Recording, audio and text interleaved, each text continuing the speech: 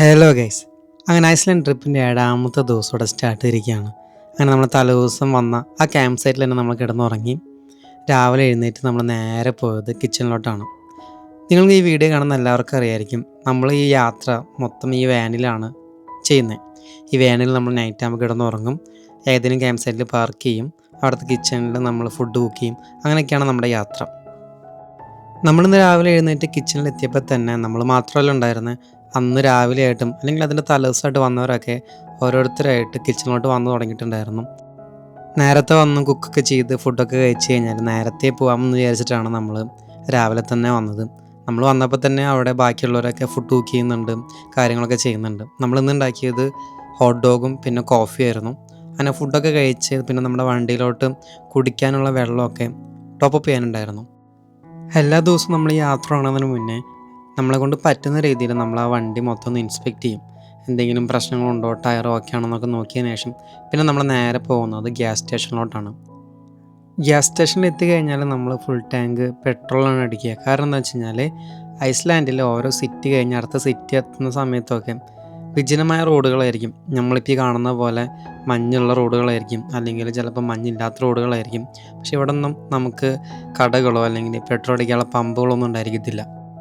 നമുക്ക് എല്ലായ്പ്പോഴും ഒരു ദിവസത്തെ എത്ര കിലോമീറ്റർ ഓടണം, എവിടെയാണ് സ്റ്റേ ചെയ്യുന്നത്, എന്താണ് കാണാൻ പോകുന്നത് എന്നുള്ള കണക്കുള്ളതുകൊണ്ട് നമ്മളെപ്പോഴും നമ്മുടെ വണ്ടിയിൽ പെട്രോൾ ടാങ്ക് നമ്മൾ റിസർവ് വെച്ചിട്ടാണ് നമ്മൾ ഓടിക്കാറ്. ഇന്ന് നമ്മൾ ഈ മഞ്ഞുള്ള റോഡൊക്കെ താണ്ടി നമ്മൾ പോകുന്നത് വലിയൊരു സിറ്റി കാണാനാണ്. വളരെയധികം പ്രത്യേകതകളുള്ളൊരു സ്ഥലമാണ് നമ്മൾ ഇന്ന് കാണാൻ പോകുന്നത്. ആ ഒരു സിറ്റിയിലോട്ട് എത്താനായിട്ട് നമുക്ക് ഈ ഒരു മഞ്ഞ് മല കയറി ഇറങ്ങേണ്ടതായിട്ടുണ്ട്. സിറ്റിയിലോട്ട് അടുക്കും തോറും ഈ മഞ്ഞൊക്കെ മാറി നോർമൽ ഒരു കാലാവസ്ഥയിലോട്ട് എത്തും. നോർമൽ എന്ന് പറഞ്ഞു കഴിഞ്ഞാൽ തണുപ്പുണ്ടാവും, എന്നാൽ മഞ്ഞില്ലാത്തൊരവസ്ഥയിലോട്ട് നമ്മളെത്തും. ഇത്ര ദൂരം നമ്മൾ മഞ്ഞിലോടൊക്കെ വണ്ടി ഓടിച്ചിട്ട് നമ്മളിപ്പോഴാണ് നമ്മളൊരു സിറ്റിയിലോട്ട് എത്തുന്നത്. ഇവിടെ നമുക്ക് കാറുകളും ബാക്കി വീടുകളൊക്കെ കാണാനായിട്ടൊക്കെ പറ്റും. നമ്മളിപ്പോൾ എത്തിയിരിക്കുന്ന ഈ ഒരു പട്ടണത്തിൻ്റെ പേരാണ് സെയ്ദിസ് ജോർദൂർ. ഐസ്ലാൻഡിലെ ഓരോ സ്ഥലങ്ങളുടെ പേര് പറയാൻ ബുദ്ധിമുട്ടാണെങ്കിലും ആ സ്ഥലങ്ങളിലെ കാഴ്ച എന്ന് പറയുന്നത് അതിമനോഹരമായിരിക്കും. ഐസ്ലാൻഡിൻ്റെ ഏകദേശം ഒരു കിഴക്ക് ഭാഗത്തായിട്ടാണ് ഈ മനോഹരമായ ഈ ഒരു പട്ടണം സ്ഥിതി ചെയ്യുന്നത്. ഏകദേശം 700 പേര് മാത്രം താമസിക്കുന്ന ഈ ഒരു ഫിഷിംഗ് വില്ലേജ് ഐസ്ലാൻഡിൻ്റെ കലാപരമായ വിപ്ലവത്തിൻ്റെ തലസ്ഥാനം കൂടിയാണ്. അതായത് ഇവിടെ ഏതൊരു സ്ഥലത്തും കലാപരമായ എന്തെങ്കിലുമൊക്കെ ഒരു കാര്യങ്ങൾ നമുക്ക് കാണാനായിട്ട് സാധിക്കും. ശരിക്കും പറയുകയാണെങ്കിൽ ഒരു മലയുടെ താഴ്വാരത്താണ് ഈ ഒരു പട്ടണം വരുന്നത്. ഇവിടെ എത്തിക്കഴിഞ്ഞപ്പം എൻ്റെ മൈൻഡിൽ വന്നൊരു കാര്യം എന്താണെന്ന് വെച്ച് കഴിഞ്ഞാൽ, നമ്മൾ ഈ ക്രിസ്മസിന് പുൽക്കൂടൊക്കെ ഉണ്ടാക്കുമ്പോൾ നമ്മൾ അവിടെ ഇവിടേക്കായിട്ട് വീടുകളൊക്കെ പണിത് വയ്ക്കത്തില്ലേ, പല കളർ അടിച്ചിട്ട്. കൂടുതലും നമ്മൾ ഈ വെള്ള, ചുവപ്പ്, മഞ്ഞ അതുപോലത്തെ വീടുകളാണ് ഇവിടെ മൊത്തം ഉള്ളത്. അത് കാണാനൊക്കെയായിട്ട് ഭയങ്കര രസമാണ്. പിന്നെ ഈ ഒരു പട്ടണം വളരെ സൈലൻറ്റുമാണ്. ഞങ്ങളവിടെ നടന്നു പോകുമ്പോൾ നമുക്ക് വേറെ ആൾക്കാരുടെ ശല്യമോ അല്ലെങ്കിൽ ആ ഒരു പട്ടണം നമുക്ക് ആസ്വദിച്ച് നടന്ന് കാണാനായിട്ടുള്ളൊരു അവസരമൊക്കെ നമുക്കുണ്ടായി. നമ്മളവിടെ ചുറ്റിക്കറങ്ങുന്നതിനിടയിൽ നമ്മളുടെ പല ഹോട്ടലുകളും റെസ്റ്റോറൻറ്റുകളൊക്കെ കണ്ടു.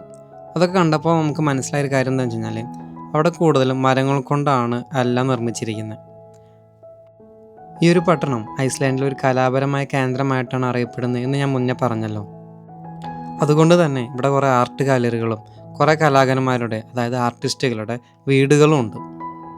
നമ്മളിപ്പോൾ നടന്നു പോകുന്നത് ഐസ്ലാൻഡിലെ ഏറ്റവും പ്രശസ്തമായ റെയിൻബോ റോഡിലൂടെയാണ്.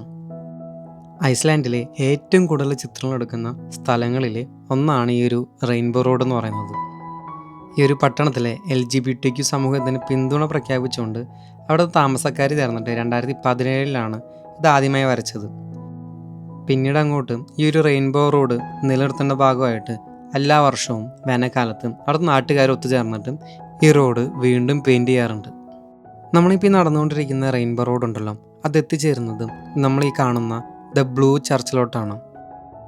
ഈ ഒരു പട്ടണത്തിൽ മറ്റൊരു ആകർഷണം കൂടിയാണ് ഈ ബ്ലൂ ചർച്ച്. ചരിത്രം പറയുന്നത് ഐസ്ലാൻഡിനെ യൂറോപ്പുമായി ബന്ധിപ്പിച്ച ആദ്യത്തെ അന്താരാഷ്ട്ര ടെലിഗ്രാഫ് കേബിൾ 1906 എത്തിച്ചേർന്നൊരു പട്ടണം കൂടിയാണിത്. കൂടാതെ ഐസ്ലാൻഡിലെ ആദ്യത്തെ ഹൈ വോൾട്ടേജ് AC പവർ പ്ലാന്റും കൂടി ഇവിടെയാണ് സ്ഥാപിച്ച് തെരുവുകളിൽ വൈദ്യുതി വിതരണം ചെയ്തെന്നും പറയപ്പെടുന്നു. അവിടുത്തെ കാഴ്ചകളൊക്കെ കണ്ടിട്ടും നമ്മൾ നേരത്തെ പറഞ്ഞ മലയുണ്ടല്ലോ, ആ കയറി വന്ന മലയെല്ലാം നമ്മളൊന്നും കൂടി കയറി വീണ്ടും നമ്മൾ വന്ന വഴിയെ തന്നെ തിരിച്ചു വരികയാണ്. നമ്മൾ നേരത്തെ പോയ പട്ടണം ഉണ്ടല്ലോ, ആ പട്ടണത്തിലേക്ക് എത്താനായിട്ട് ഷോർട്ട് കട്ട് വഴികളൊക്കെ ഉണ്ട്. പക്ഷെ അത് മഞ്ഞിൻ്റെ ഉള്ളിൽ കൂടെയൊക്കെയാണ്. നമ്മുടെ കയ്യിൽ മഞ്ഞിൻ്റെ ഇടയിൽ കൂടെ പോകാനുള്ള ടയറുള്ള വണ്ടിയാണ് അല്ലെങ്കിൽ 4x4 ഉള്ള വണ്ടിയൊക്കെ ആണെങ്കിൽ നമുക്ക് ആ വഴിക്ക് ചൂസ് ചെയ്യാം. പക്ഷേ ആ വഴി കൂടെ പോകുന്നതിന് അതിൻ്റേതായ റിസ്ക്കും കാര്യങ്ങളൊക്കെ ഉണ്ട് കേട്ടോ. ഏകദേശം 100 കിലോമീറ്ററോളം യാത്ര ചെയ്ത്, അതായത് 1.5 മണിക്കൂറോളം നമ്മൾ ഡ്രൈവ് ചെയ്ത് ഇനി നമ്മൾ കാണാൻ പോകുന്നത് ഐസ്ലാൻഡിലെ ഏറ്റവും പ്രശസ്തമായ ഒരു കാനിയോൺ കാണാനാണ്. മെയിൻ റോഡിൽ നിന്ന് ഇവിടേക്ക് എത്താനായിട്ടുള്ള റോഡ് ഭയങ്കര റഫ് റോഡാണ്. അത്രയ്ക്ക് ടാറിട്ട വഴിയോ അല്ലെങ്കിൽ അത്ര സ്മൂത്തായിരുന്ന ഒരു വഴിയൊന്നും ആയിരുന്നില്ല. അതുകൊണ്ട് തന്നെ മെയിൻ റോഡിൽ നിന്ന് ഇങ്ങോട്ട് എത്താനായിട്ട് കുറച്ചധികം സമയം എടുക്കേണ്ടതായിട്ട് വന്നിട്ടുണ്ട്. ഐസ്ലാൻഡുകാർ ഈ ഒരു സ്ഥലത്തെ ഹിഡൻ ജെം എന്നാണ് പറയുന്നത്. അതിനുള്ള മെയിൻ കാരണം ചിലപ്പോൾ ഇങ്ങോട്ടേക്ക് എത്തിച്ചേരാനുള്ള ആ ദുർഘടം പിടിച്ച പാത തന്നെയായിരിക്കും. നമ്മൾ ഈ കാണുന്ന മലയെല്ലാം ഉണ്ടല്ലോ, വിൻ്റർ സമയത്ത് നല്ല രീതിക്ക് മഞ്ഞും മൂടിക്കിടക്കുന്ന സ്ഥലങ്ങളാണ്. ഒരു പ്രധാനപ്പെട്ട ഒരു കാര്യം ഞാൻ പറയാൻ മറന്നുപോയി. ഐസ്ലാൻഡിൽ ഇത്തരം പ്രകൃതിയോട് ഇണങ്ങി കിടക്കുന്ന സ്ഥലങ്ങൾ കാണാനായിട്ട് എത്തിച്ചേരുമ്പോൾ ഇവിടെ പ്രത്യേകിച്ച് എൻട്രി ഫീസും കാര്യങ്ങളൊന്നുമില്ല കേട്ടോ. ആകെ നമ്മൾ പേ ചെയ്യേണ്ടത് നമ്മൾ വന്ന വാഹനത്തിന്, അത് കാറാണോ വാനാണോ വലിയ വണ്ടിയാണോ എന്നതിനനുസരിച്ച് മാത്രം നമുക്ക് പാർക്കിംഗ് ഫീ കൊടുക്കേണ്ടതായിട്ടുണ്ട്. നമുക്കിനി കെനിയോൺ കാണാനായിട്ട് പോകാം. ദാ നമ്മുടെ താഴെ ഈ കാണുന്നതാണ് നമ്മൾ കാണാൻ വന്ന കെനിയോൺ. ഇനി എന്താണ് ഈ കെനിയോണിൻ്റെ പ്രത്യേകത എന്ന് നോക്കിയാലോ. വളരെ വലിയ ഹെക്സഗണൽ, അതായത് മലയാളത്തിൽ പറയുമ്പം ഷഡ്ഭുജാകൃതിയിലുള്ള ബസാൾട്ട് പാറത്തൂണുകളാണ് ഈ കെനിയോണിൻ്റെ 2 സൈഡിലും നമുക്ക് കാണാനായിട്ട് പറ്റുക. അഗ്നിപർവ്വത ലാവ വളരെ സാവധാനം തണുത്തുറഞ്ഞപ്പോഴുണ്ടായ തൂണുകൾ ഒരു ശില്പം പോലെ വളരെ കൃത്യതയോടെയാണ് നദീതീരത്ത് അടുക്കി വെച്ചിരിക്കുന്നത്. ഈ കറുത്ത തൂണുകൾക്കിടയിലൂടെ ഒഴുകുന്ന നദിയുടെ അതിമനോഹരമായ പച്ച കലർന്ന നീല നിറമാണ് ഈ കെനിയോണിനെ ലോക പ്രശസ്തമാക്കിയത്. ഇനി നമുക്ക് ഇൻട്രസ്റ്റിംഗ് ആയ ഒരു കാര്യം കേട്ടാലോ.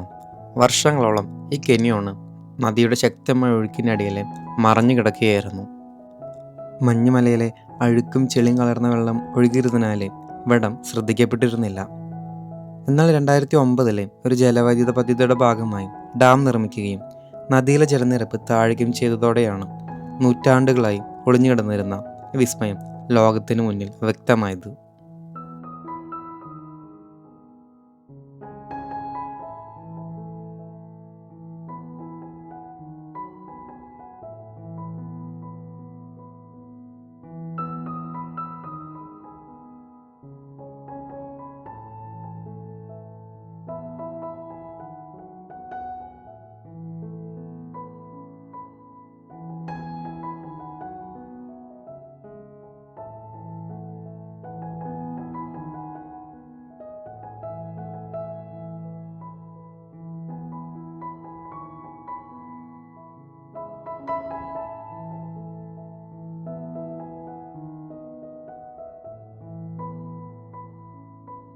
അങ്ങനെ കെനിയോണിൻ്റെ ഭംഗിയൊക്കെ ആസ്വദിച്ച് ഞങ്ങൾ തിരിച്ച് ഞങ്ങളുടെ വാൻ പാർക്ക് ചെയ്ത് അവിടേക്ക് എത്തി. അവിടെ ഇരുന്ന് വർത്താനം പറയുന്നതിൻ്റെ ഇടയിലാണ് തൊട്ടപ്പുറത്ത് മഞ്ഞ് മൂടി കിടക്കുന്നൊരു സ്ഥലം കണ്ടത്. ഞങ്ങളവിടെ കുറച്ച് നേരമൊക്കെ പോയിട്ട് ഫോട്ടോസൊക്കെ എടുത്ത് തിരിച്ചു വന്നപ്പോഴാണ് ഞങ്ങൾ ആലോചിച്ചത് നമുക്കെന്തായാലും ഈ ഒരു പാർക്കിംഗ് ഗ്രൗണ്ടിലിട്ട് ഫുഡ് കഴിച്ചാലോ എന്ന് ഞങ്ങൾ പ്ലാൻ ചെയ്തു. അപ്പം ഇങ്ങനെയാട്ടോ ഞങ്ങൾ താമസിക്കുന്ന ഈ ഒരു ക്യാമ്പർ വാന് ഫുഡ് കഴിക്കാൻ വേണ്ടിയിട്ട് മാറ്റിയെടുക്കുന്നത്. ടേബിളൊക്കെ വെച്ച് സെറ്റ് ചെയ്ത് ഞങ്ങളങ്ങനെ ഫുഡ് കഴിക്കാനായിട്ട് പ്ലാൻ ചെയ്തു. 3 പേരും ഒരുമിച്ചിരുന്ന് ആ ഫുഡ് പ്രിപ്പയർ ചെയ്യുന്നതും അത് ഷെയർ ചെയ്ത് കഴിക്കുന്നതും അത് വല്ലാത്തൊരു അനുഭവം തന്നെയായിരുന്നു കേട്ടോ. ഏകദേശം 5 മണി 6 മണി ആയതുകൊണ്ട് തന്നെ ഫുഡ് കഴിച്ച് കഴിഞ്ഞപ്പോൾ പിന്നെ ചായ കുടിക്കാനുള്ള ചെറിയൊരു ആഗ്രഹം വന്നു. അങ്ങനെ ചായ ഉണ്ടാക്കി. ഈ ഒരു പാർക്കിംഗ് ഗ്രൗണ്ടിൽ ടോയ്ലറ്റ് സൗകര്യമൊക്കെ ഉണ്ടായിരുന്നു. അങ്ങനെ നമ്മൾ ടോയ്ലറ്റൊക്കെ പോയിട്ട് ഇന്ന് നമ്മൾ പോകുന്നത് ഇന്ന് തങ്ങാനുള്ള ക്യാമ്പിംഗ് സൈറ്റിലോട്ടാണ്. അങ്ങനെ നമ്മളവിടെ നിന്ന് പിന്നെയും യാത്ര തുടർന്നു. നമ്മളൊരിക്കലും വിചാരിച്ചില്ല നമ്മളിനി പോകുന്ന ക്യാമ്പിംഗ് സൈറ്റിലോട്ട് ഇതുപോലെ മഞ്ഞുള്ള റോട്ടിലൂടെ ആയിരിക്കും പോകാമെന്നുള്ളത്. ഐസ്ലാൻഡിൽ വന്നിട്ട് ഏറ്റവും ഇഷ്ടപ്പെട്ട ടെറൈൻ ഏതാണെന്ന് ചോദിച്ചു കഴിഞ്ഞാൽ എനിക്കിഷ്ടപ്പെട്ടത് മഞ്ഞിലൂടെ യാത്ര ചെയ്യാനായിരുന്നു. നമ്മളങ്ങനെ ഐസ്ലാൻഡിൻ്റെ അതിര് പിടിച്ച് യാത്ര തുടരുകയാണ്. നമ്മുടെ ഇന്നത്തെ അവസാനത്തെ ലക്ഷ്യ പോയിൻ്റ് എന്ന് പറയുന്നത് നമുക്കിന്ന് താമസിക്കാനുള്ള ക്യാമ്പ് സൈറ്റിലോട്ടാണ്. നമ്മളിപ്പോൾ അടുത്തുകൊണ്ടിരിക്കുന്നത് ഒരു ചെറിയ പട്ടണത്തിലോട്ടാണ്. പട്ടണത്തിൻ്റെ പിന്നിലായിട്ട് നമുക്ക് വലിയ മഞ്ഞുമലകളൊക്കെ കാണാനായിട്ട് പറ്റും. ഐസ്ലാൻഡിലെ റോഡുകളിലെ പല സ്പീഡ് ലിമിറ്റുകളാണുള്ളത്. നമ്മളൊരു പട്ടണത്തിലേക്ക് കയറുമ്പോൾ മിനിമം 40 km/h മാത്രമേ നമുക്ക് യാത്ര ചെയ്യാൻ പാടുള്ളൂ. നമ്മളങ്ങനെ ഇന്ന് താമസിക്കാനുള്ള ക്യാമ്പ് സൈറ്റിൽ എത്തിയിരിക്കുകയാണ്. എവിടെയും മഞ്ഞ് വീണത് കിടക്കുന്നൊക്കെ ആയിട്ട് നമുക്ക് കാണാനായിട്ട് പറ്റും. അങ്ങനെ ഒരാൾക്ക് $15 നിരക്കിൽ നമ്മൾ 3 പേർക്ക് $45 പേ ചെയ്ത് നമ്മൾ ഇന്ന് ഇവിടെയാണ് താമസിക്കാനായിട്ട് പോകുന്നത്. എത്തിയ സമയം തൊട്ട് ഞങ്ങൾ മാത്രമേ ഇവിടെ ഉണ്ടായിരുന്നുള്ളൂ. ഈ ഒരു ക്യാമ്പ് സൈറ്റ് നോക്കി നടത്തുന്ന അമ്മച്ചിയാണ് ആ നിൽക്കുന്നത്. അമ്മച്ചി പറഞ്ഞതനുസരിച്ച് ഈ കാണുന്ന മലയുടെ ലെഫ്റ്റ് തൊട്ട് ഈ മലയുടെ അങ്ങ് റൈറ്റ് അറ്റം വരെ ഈ അമ്മച്ചിയുടെ കയ്യിലാണ്. പുള്ളിക്ക് ഈ ഒരു ക്യാമ്പ് സൈറ്റ് മാത്രമല്ല കേട്ടോ ഉപജീവനമാർഗമായിട്ടുള്ളത്. തൊട്ടപ്പുറത്ത് തന്നെ അത്യാവശ്യം വലിയൊരു വീടും അതിനോട് ചേർന്ന് തന്നെ വലിയൊരു ഫാം ഹൗസൊക്കെ ഉണ്ട് പുള്ളിക്കാരിക്ക് അവിടെ കുതിരകളും ആടുകളും ഒക്കെ ഉണ്ട് ഫാമിൻ്റെ അകത്ത്. ഞങ്ങളങ്ങനെ അമ്മച്ചിയുടെ അടുത്ത് കുറേ കാര്യങ്ങളൊക്കെ പറഞ്ഞുകൊണ്ടിരിക്കുമ്പോഴാണ് അമ്മച്ചി വളർത്തുന്ന നായ ഞങ്ങളുടെ അടുത്തേക്ക് ഓടി വന്നത്. കുറച്ച് നേരമൊക്കെ ആ നായയുടെ അടുത്ത് ടൈം സ്പെൻഡ് ചെയ്തതിനു ശേഷം പിന്നെ നമ്മൾ ഈ ഒരു ഫാം ഹൗസ് വിസിറ്റ് ചെയ്താലോ എന്നുള്ളൊരു പ്ലാൻ ഇട്ടു. നമ്മുടെ ആവശ്യം നമ്മൾ പുള്ളിക്കാരുടെ അടുത്ത് പറഞ്ഞു. പുള്ളിക്കാരി പറഞ്ഞു, നിങ്ങൾ കയറി കണ്ടോളും, കുഴപ്പമൊന്നുമില്ല, എൻ്റെ മകൻ അവിടെ ഉണ്ടെന്നൊക്കെയാണ് പുള്ളിക്കാരി പറഞ്ഞത്. ആ അമ്മച്ചിയുടെ നായ വളരെ സ്നേഹമുള്ളതായിരുന്നു കേട്ടോ. ഞങ്ങൾ വിചാരിച്ചു ആദ്യം ഭയങ്കര പ്രശ്നക്കാരനൊക്കെ ആയിരിക്കുമെന്നാണ് വിചാരിച്ചത്. പക്ഷെ അടുത്ത് വന്നു കഴിഞ്ഞപ്പോൾ അത് ഭയങ്കര പാവമായിരുന്നു. കൂട്ടത്തിലൊരുത്തിന് നാട്ടിൽ പട്ടി ഉണ്ടായിരുന്നതുകൊണ്ട് ഇതിനെ ഡീൽ ചെയ്യാനായിട്ട് വലിയ പാടുണ്ടായിരുന്നില്ല.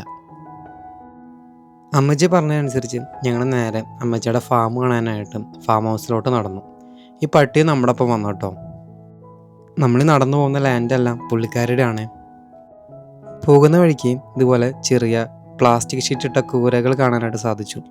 എനിക്ക് തോന്നുന്നത് നല്ല മഞ്ഞുള്ള സമയത്തും ഇവരുടെ പുല്ലും അതുപോലെ മറ്റ് സാധനങ്ങളൊക്കെ സൂക്ഷിക്കാനായിട്ട് വെക്കുന്ന സ്ഥലമായിരിക്കാം. ഞങ്ങൾ ആ ഫാം ഹൗസിലോട്ട് എത്തിയപ്പോഴേക്കും ഭയങ്കര ലേറ്റ് ആയിരുന്നു കേട്ടോ. ഏകദേശം അങ്ങേരുടെ മോനെ അവിടുത്തെ ഫാം ഹൗസ് ക്ലീൻ ആക്കുന്നതിനും പിന്നീട് നേരത്തെ അഴിച്ചു വിട്ട അല്ലെങ്കിൽ മേയാനായിട്ട് വിട്ട ആടുകളും കുതിരകളൊക്കെ തിരിച്ചു വന്നുകൊണ്ടിരിക്കുന്ന സമയമായിരുന്നു.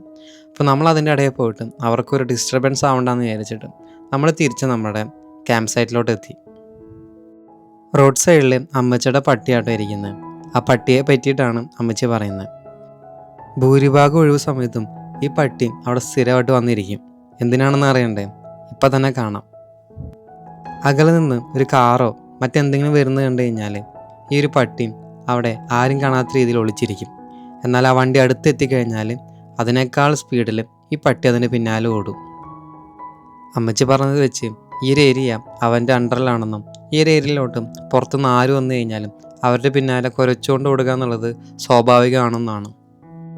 അതിന് കുറേ നേരം അമ്മച്ചിയോട് സംസാരിച്ചതിന് ശേഷം അമ്മച്ചി ഈ റോഡിൻ്റെ അപ്പുറത്തൊരു മ്യൂസിയം റൺ ചെയ്യുന്നുണ്ട്.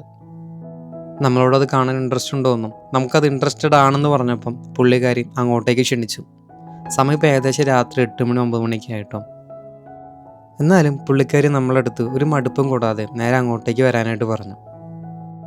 അങ്ങോട്ടേക്ക് നടന്നുകൊണ്ടിരിക്കുമ്പോഴും ഞങ്ങളെ 3 പേരുടെയും മൈൻഡിലൂടെ കാര്യം എന്താണെന്ന് വെച്ച് കഴിഞ്ഞാൽ അവിടെ എന്തായിരിക്കും ഉണ്ടായിരിക്കുക.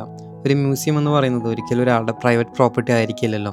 അപ്പോൾ അങ്ങനെ പ്രൈവറ്റ് പ്രോപ്പർട്ടി ആയിരിക്കണമെങ്കിൽ അതിൻ്റെ അകത്ത് എന്തായിരിക്കും കാണാനായിട്ട് ഉണ്ടാകുക എന്നുള്ള വലിയൊരു ആകാംക്ഷ ഞങ്ങളുടെ മുന്നിലുണ്ടായിരുന്നു. അതോ ഇനിയത് ടിക്കറ്റ് വെച്ച് ഗവൺമെൻറ് റൺ ചെയ്യുന്ന ഒരു സ്ഥാപനമാണോ എന്നൊന്നും ഞങ്ങൾക്കവിടെ എത്തുന്നവരെ അറിയത്തില്ലായിരുന്നു. ഈ മ്യൂസിയവും അമ്മച്ചിയുടെ സ്വന്തം പ്രോപ്പർട്ടി തന്നെയാണ് സ്ഥിതി ചെയ്യുന്നത്. അങ്ങനെ ആ മ്യൂസിയത്തിലേക്ക് അടുക്കാറായപ്പോൾ അതിന് പുറത്തുള്ള ഒരു ചിഹ്നം ഞങ്ങൾ വേറെ എവിടെയോ കണ്ടിട്ടുള്ളതായിട്ട് ഓർമ്മയിൽ വന്നു. അങ്ങനെ അമ്മച്ചി മ്യൂസിയത്തിൻ്റെ വാതിലൊക്കെ തുറന്ന് നമ്മൾ അകത്തേക്ക് ക്ഷണിച്ചു.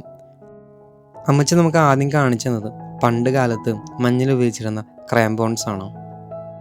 പിന്നെ പോസ്റ്റ്മാൻ എന്ന് തോന്നുന്ന വിധത്തിൽ 2 ഫോട്ടോസും കാണിച്ചു തന്നു. ഞങ്ങൾ ആ ഫോട്ടോസും അമ്മച്ചി പറഞ്ഞതനുസരിച്ച് പോയി കണ്ടു. അപ്പോഴാണ് അമ്മച്ചി പറഞ്ഞത് അമ്മച്ചിയുടെ അപ്പനും അപ്പൻ്റെ അപ്പനും ഐസ്ലാൻഡിലത്തെ ഏരിയ പോസ്റ്റൽ ഡെലിവറി മാൻമാരായിരുന്നെന്നു. അതായത് നമ്മുടെ നാട്ടിലുള്ളതൊക്കെ പോലെ തന്നെ പോസ്റ്റ്മാൻമാരായിരുന്നെന്നു. അതിലേറ്റവും വലിയ പ്രത്യേകത എന്ന് വെച്ച് കഴിഞ്ഞാൽ ഈ അമ്മച്ചിയുടെ അപ്പനായിരുന്നു ഐസ്ലാൻഡിലത്തെ അവസാനത്തെ പോസ്റ്റ്മാൻ. അന്നത്തെ കാലത്ത് കൂൾ ഡ്രിങ്ക്സിൻ്റെ കുപ്പയെല്ലാം നമുക്ക് അമ്മച്ചി കാണിച്ചു തന്നു. അമ്മച്ചിയുടെ കയ്യിലും ഇപ്പം നമ്മൾ കാണുന്നതാണ് സ്കീ പോൾസ്. പണ്ടത്തെ കാലത്ത് ഉപയോഗിച്ചിരുന്ന മരത്തിൽ നിർമ്മിച്ചതും അറ്റത്ത് മെറ്റലിൻ്റെ കൂർത്ത മനയുള്ളൊരു സാധനമാണിത്. ഇന്നത്തെ കാലത്ത് കാർബൺ ഫൈബറിൻ്റെയും പ്ലാസ്റ്റിക്കിൻ്റെയും മെറ്റീരിയൽ വളരെ കനം കുറച്ചാണ് നല്ല ക്വാളിറ്റിയുള്ള ഇതുപോലത്തെ ഐറ്റംസ് ഉണ്ടാക്കുന്നത്. പണ്ട് കാലത്ത് തപാലിന് വേണ്ടിയിട്ട് അല്ലെങ്കിൽ പോസ്റ്റ്മാൻ ഉപയോഗിച്ചിരുന്ന പല സാധനങ്ങളും അമ്മച്ചി അവിടെ നല്ല രീതിയിൽ പ്രിസർവ് ചെയ്ത് സൂക്ഷിച്ചിട്ടുണ്ടായിരുന്നു. അമ്മച്ചി പിന്നെ നമുക്ക് കാണിച്ചു തന്നത് അമ്മച്ചിയുടെ അപ്പൻ ഉപയോഗിച്ചിരുന്ന ഡയറിയും അതുപോലെ തന്നെ പോസ്റ്റ്മാൻ ഹോൺ എന്ന് പറയുന്ന ഒരു എക്യുപ്മെൻറ്റും ആയിരുന്നു. അതിൻ്റെ ശബ്ദം അമ്മച്ചി തന്നെ നമുക്ക് കേൾപ്പിച്ചു തന്നു. ഈ അമ്മച്ചി നമ്മളുടെ അടുത്തും വളരെ ഫ്രണ്ട്ലിയായിരുന്നു കേട്ടോ. നമ്മൾ ആദ്യം വിചാരിച്ചത് ഇവർക്ക് നമ്മളെ കാണിക്കാനായിട്ട് ഭയങ്കര ബുദ്ധിമുട്ടുണ്ടാവുന്നതാണ്. പക്ഷേ നമ്മൾ കാണാതെ പോകുന്ന ഓരോ കാര്യങ്ങളും അമ്മച്ചി കണ്ടുപിടിച്ച് നമുക്ക് കാണിച്ചിരുന്നുണ്ടായിരുന്നു. പണ്ടത്തെ സ്നോമൊബൈൽ നോക്കിക്കേ. നമ്മളിപ്പോൾ കാണുന്നതാണ് ഐസ്ലാൻഡിലെ ആർട്ടിക് ഫോക്സ് അഥവാ ധ്രുവകുറുക്കൻ്റെ രോമം. ധ്രുവക്കുറുക്കൻ്റെ രോമം വളരെ കട്ടിയുള്ളതും വിലയേറിയതുമാണ്. ഈ രോമം പലപ്പോഴും തണുപ്പിൽ നിന്ന് സംരക്ഷണം നൽകുന്ന വസ്ത്രം ഉണ്ടാക്കാനായിട്ടും ഉപയോഗിക്കാറുണ്ട്. പഴയ കാലങ്ങളിലെ ഐസ്ലാൻഡിലെ ആളുകളും ഈ കുറുക്കന്മാരെ വേട്ടയാടിയിരുന്നു. പ്രധാനമായിട്ടും അവരുടെ രോമത്തിന് വേണ്ടിയിട്ടായിരുന്നു അവരെ വേട്ടയാടിയിരുന്നത്. എന്നാൽ ഐസ്ലാൻഡിലെ ഇപ്പോഴത്തെ നിയമം അനുസരിച്ച് ഇവരെ സംരക്ഷിക്കുകയും വേട്ടയാടൽ നിരോധിക്കുകയും ചെയ്തിട്ടുണ്ട്. ഐസ്ലാൻഡിലെ ഈ കഠിനമായ തണുപ്പിന് ചെറുക്കാനായിട്ട് ഈ കുറുക്കന്മാരെ സഹായിക്കുന്നത് ഇവയുടെ കട്ടിയുള്ള രോമക്കുപ്പായമാണ്. അമ്മച്ചിയുടെ കയ്യിൽ പല നിറത്തിലുള്ള പല സൈസിലുള്ള രോമക്കുപ്പായങ്ങൾ അവിടെ കാണാനായിട്ട് സാധിച്ചു. അത് കഴിഞ്ഞിട്ട് പിന്നെ അമ്മച്ചി കാണിച്ചു തന്നത് ഐസ്ലാൻഡിൽ ഇവരുടെ അപ്പനും അപ്പൂപ്പനൊക്കെ ആയിട്ട് പണ്ട് തപാല് കൊടുക്കാനായിട്ട് പോയിരുന്ന ഇടങ്ങളും എത്ര കിലോമീറ്ററുകളാണ് ദിവസം പോയിരുന്നതെന്നൊക്കെ നമ്മുടെ അടുത്ത് നല്ല രീതിയിൽ വിശദീകരിച്ച് തന്നു. അങ്ങനെ അവിടുത്തെ കാഴ്ചകളൊക്കെ കണ്ടിട്ട് അമ്മച്ചിയുടെ അടുത്ത് യാത്രയൊക്കെ പറഞ്ഞ് ഞങ്ങൾ പിന്നെ തിരിച്ച് നേരെ നമ്മുടെ വണ്ടി കിടക്കുന്ന ഈ റോഡിൻ്റെ അപ്പുറത്ത് സ്ഥിതി ചെയ്യുന്ന ക്യാമ്പ് സൈറ്റിലോട്ട് യാത്ര തിരിച്ചു. പോകുന്നതിന് മുന്നേ അമ്മച്ചി നമ്മുടെ അടുത്തും മ്യൂസിയം എങ്ങനെ ഉണ്ടായിരുന്നു എന്നതിനെ പറ്റിയൊക്കെ നമ്മുടെ അടുത്ത് നല്ല രീതിക്ക് ചോദിച്ചു. ഈ ഒരു ക്യാമ്പിംഗ് സൈറ്റിൽ ഡ്രസ്സ് കഴുകാനൊക്കെ ആയിട്ടുള്ള ഒരു സൗകര്യം നമുക്കുണ്ടായിരുന്നു. അതുകൊണ്ട് തന്നെ നമ്മൾ സമയം വൈകിക്കാതെ നമുക്ക് കഴുകാനുള്ള ഡ്രസ്സും അതുപോലെ തന്നെ ഇന്ന് നൈറ്റിലോട്ടും കുക്ക് ചെയ്യാനായിട്ടുള്ള സാധനങ്ങളൊക്കെ എടുത്തിട്ടും നമ്മൾ നേരെ അവിടെയുള്ള കിച്ചണിലോട്ട് പോയി. നമ്മളങ്ങനെ അലക്കാനായിട്ടുള്ള ഡ്രസ്സൊക്കെ വാഷിംഗ് മെഷീനിൽ ഇട്ടു. അങ്ങനെ ഒരു സൈഡിൽ നമ്മൾ കുക്കിംഗ് സ്റ്റാർട്ട് ചെയ്തു. ഇന്നീ ഒരു ക്യാമ്പിംഗ് സൈറ്റിൽ നമ്മളെ കൂടാതെ വേറൊരു ഫാമിലി മാത്രമാണ് താമസിക്കാനായിട്ട് വന്നിട്ടുള്ളത്. നമ്മൾ എത്തുന്നതിന് മുന്നേ തന്നെ അവർ കിച്ചണെല്ലാം യൂസ് ചെയ്തിട്ട് കിടന്നുറങ്ങുന്നതിനായിട്ട് അവരുടെ വാഹനത്തിലോട്ട് പോയി. നമ്മൾ ഇന്ന് രാത്രി കഴിക്കാനായിട്ട് എടുത്തത് പാസ്തയും പിന്നെ പുഴുങ്ങിയ മുട്ടയായിരുന്നു. അങ്ങനെ എല്ലാ തവണത്തെയും പോലെ എല്ലാവരും ഒരുമിച്ച് ഇരുന്ന് ഭക്ഷണം കഴിക്കുകയും അടുത്ത ദിവസത്തേക്കുള്ള പ്ലാനുകളെ പറ്റിയെല്ലാം ചർച്ച ചെയ്തു. എന്നത്തെയും പോലെ ഇന്നും കുക്ക് ചെയ്ത ഭക്ഷണത്തിന് നല്ല ടേസ്റ്റ് ഉണ്ടായിരുന്നു കേട്ടോ. വൈഫൈ കിട്ടുന്ന ഇതുപോലത്തെ ക്യാമ്പിംഗ് സൈറ്റുകളിലാണ് നമുക്ക് സിഗ്നൽ കിട്ടാത്ത നേരത്ത് വന്ന മെസ്സേജുകളൊക്കെ നമ്മൾ ചെക്ക് ചെയ്യാറ്. അങ്ങനെ കുറച്ച് നേരം നമ്മളിരുന്ന് നമുക്ക് വന്ന മെസ്സേജുകളും ബാക്കി കാര്യങ്ങളെല്ലാം ചെക്ക് ചെയ്തതിന് ശേഷം എനിക്ക് എൻ്റെ വീഡിയോസ് എല്ലാം കോപ്പി ചെയ്യാനായിട്ടുണ്ടായിരുന്നു. ഇനി അടുത്ത ദിവസത്തെ കാഴ്ചകളായിട്ട് നമുക്ക് അടുത്തൊരു വീഡിയോയിൽ കാണാം. അതുവരെ എല്ലാവർക്കും ബായ്.